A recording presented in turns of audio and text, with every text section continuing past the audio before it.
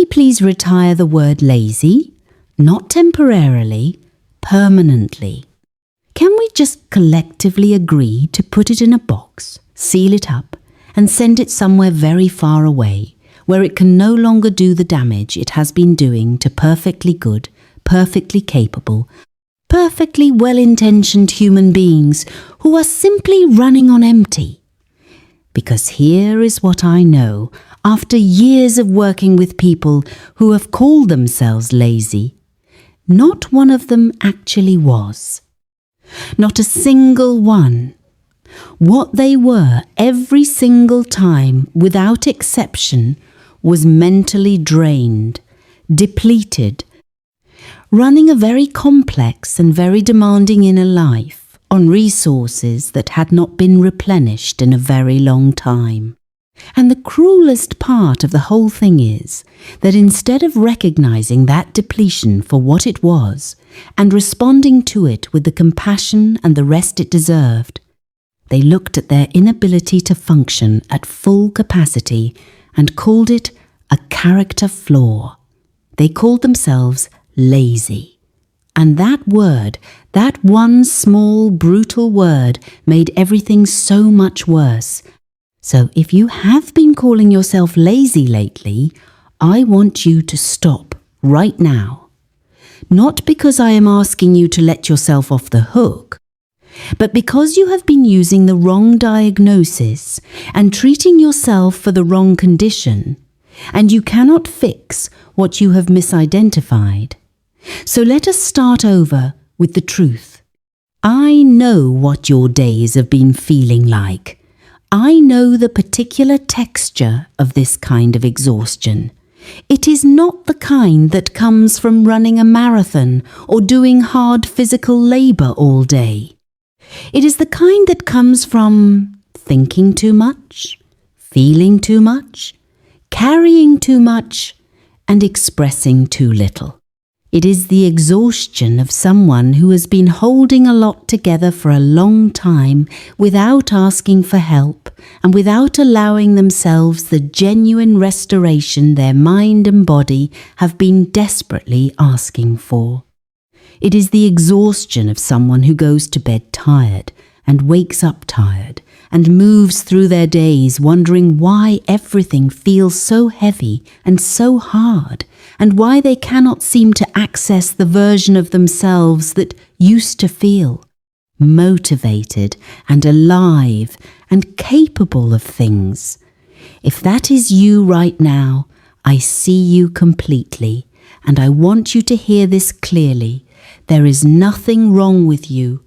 There is something wrong with how you have been treating yourself. And that is actually wonderful news, because treatment can change.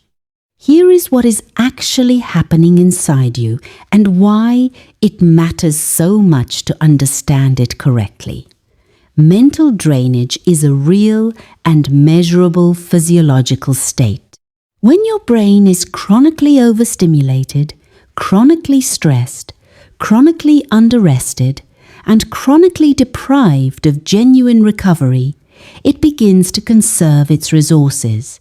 It starts rationing the very neurotransmitters, the dopamine, the serotonin, the norepinephrine, that are responsible for motivation, focus, joy, and the sense that life has meaning and momentum. Your brain is not being uncooperative. It is being protective. It is doing exactly what a well-designed system does when it detects that demand is consistently outpacing supply. It slows down. It protects the core. It stops allocating energy to non-essential functions. And unfortunately, from your brain's survival perspective, your dreams, your goals, your creative projects, and your personal growth all fall into the category of non-essential when the system is depleted. This is why you can know exactly what you need to do, want desperately to do it, and still find yourself completely unable to begin. It is not weakness, it is neuroscience. And the solution is not to push harder, The solution is to replenish first. So how do you actually do that? How do you fill a tank that has been running on fumes for so long that you have almost forgotten what full feels like? I am going to give you 5 things, and I want you to treat them not as optional extras, but as genuinely non-negotiable acts of self-preservation. The first thing is to stop glorifying busy. This one is cultural and it runs deep, so I need you to really hear it.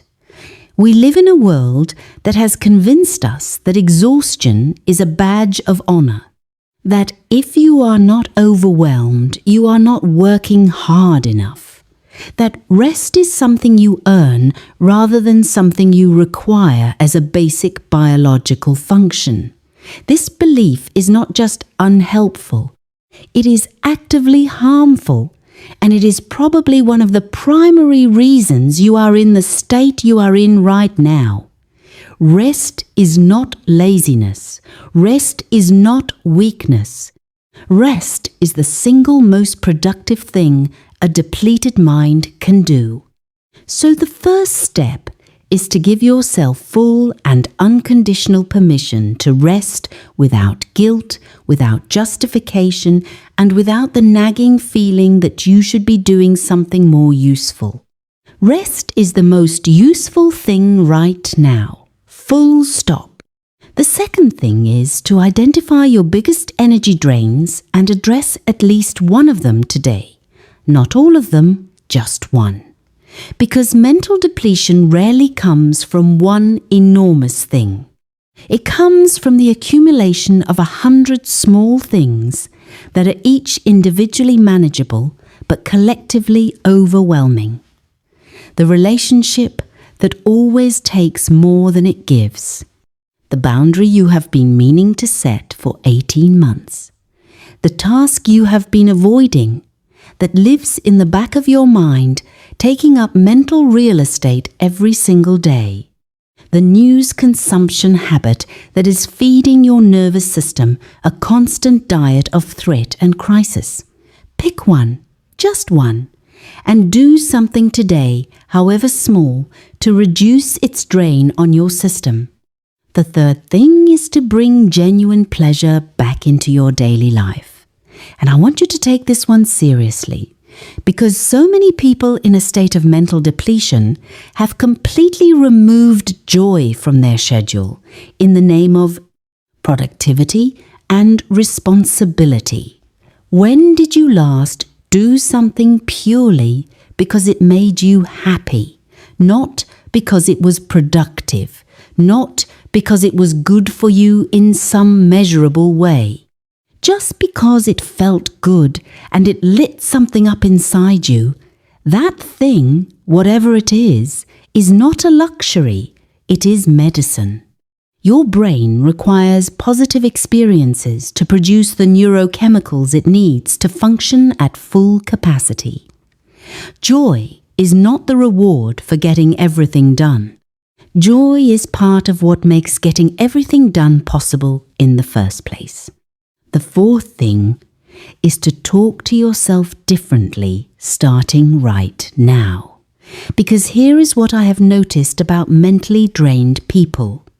They are almost universally also their own harshest critics. They are exhausted and then they berate themselves for being exhausted. They cannot focus and then they tell themselves they are useless for not focusing. They need rest, and then they shame themselves for resting.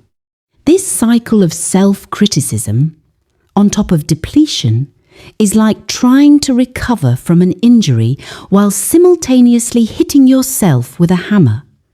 The self-criticism has to stop, not because it is not allowed, but because it is making everything worse, and you deserve better than that from yourself. The fifth thing is to return to your body. Mental depletion disconnects us from our physical experience. We live almost entirely in our heads, in the worry and the planning and the self-analysis, and we forget that we have a body that is also trying to communicate with us and trying to support us. Even 10 minutes of intentional movement, of slow, deliberate breathing, of feeling your feet on the ground and your breath in your chest can interrupt the mental spiral and return you to a state of genuine presence. Your body knows how to restore itself when you give it the conditions to do so. Give it those conditions today. Here is your call to action, and I mean this with complete sincerity. Before you close this video, I want you to choose one thing from today. Give yourself permission to rest without guilt. Identify one energy drain to address. Do one thing purely for joy. Say one kind thing to yourself, or spend 10 minutes in your body, just one, right now, today, before the to-do list pulls you back into the cycle that has been depleting you. Come to the comments and tell me which one you chose and why. Tell me what genuine rest looks like for you. Tell me what brings you joy that you have been pushing to the bottom of the list for too long. I read every single comment, and I hold every single person who writes one in the highest regard. Subscribe for more of these honest and practical conversations every week. Share this with someone in your life who has been calling themselves lazy when what they really need is someone to hand them this video and a cup of tea. And remember this always. You are not lazy. You never were. You are someone who has been giving too much for too long without giving enough back to yourself. And that ends today. Because you, my darling, are worth every bit of the restoration you have been denying yourself. Now go, rest. I mean it. Go.